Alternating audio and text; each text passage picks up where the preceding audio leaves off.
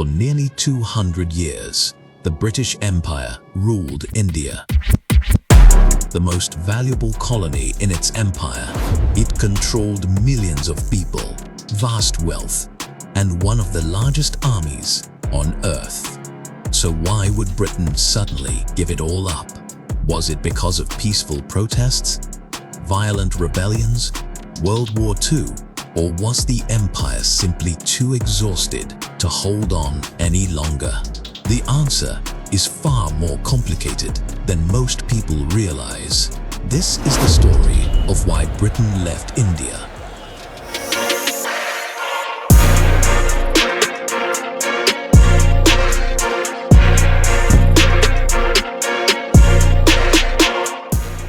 By the early 1900s, India was known as the jewel in the crown of the British Empire. India gave Britain enormous wealth through trade, raw materials, taxes, and manpower. British industries depended heavily on Indian resources like cotton, tea, and rail networks. But beneath the surface, anger was growing. Many Indians believed Britain was exploiting the country, while millions remained poor under colonial rule. And slowly, resistance began to rise.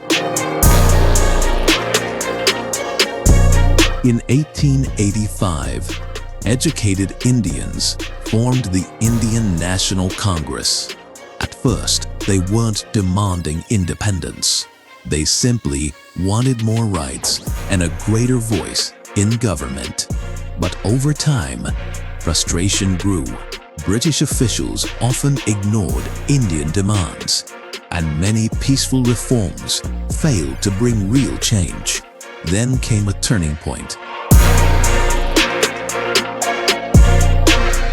In 1919, thousands of unarmed Indians gathered peacefully in Amritsar. Then British troops opened fire.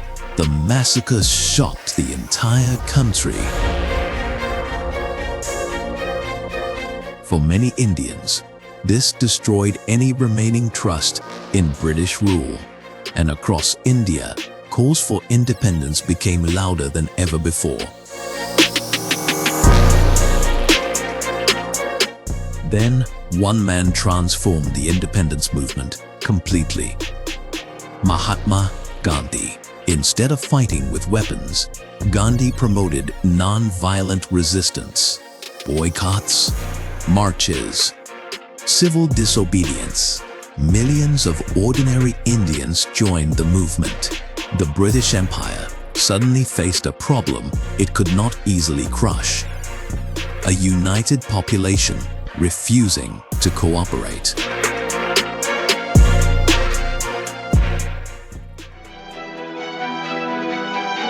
World War II changes everything.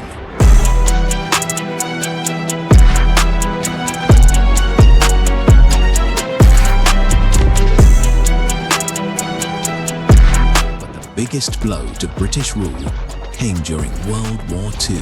Britain spent enormous money and resources fighting the war. By 1945, the country was financially exhausted.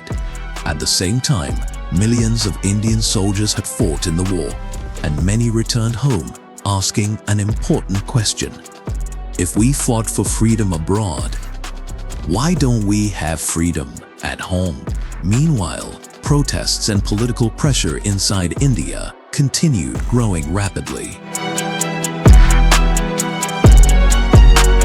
After the war, Britain realized that maintaining control over India would require massive military and economic effort. But Britain no longer had the strength it once did. There were growing strikes, protests, and unrest across the country. Even within Britain, many leaders began questioning whether colonial rule could continue in the modern world. The empire was weakening, and India was becoming impossible to hold.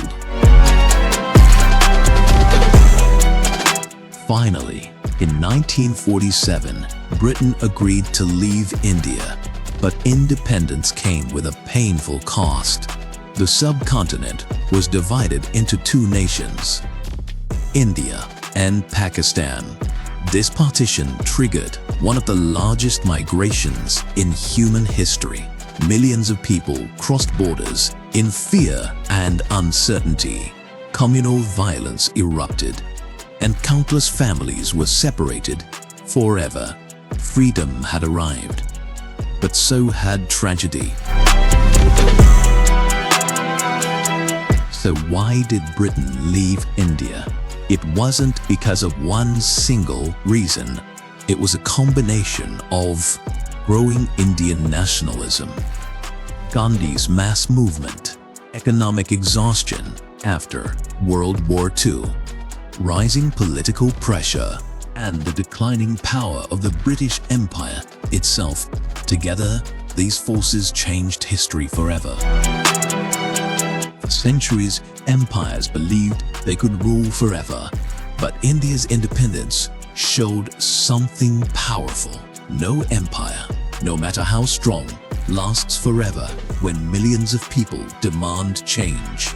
And in 1947, the world witnessed one of the most important turning points in modern history.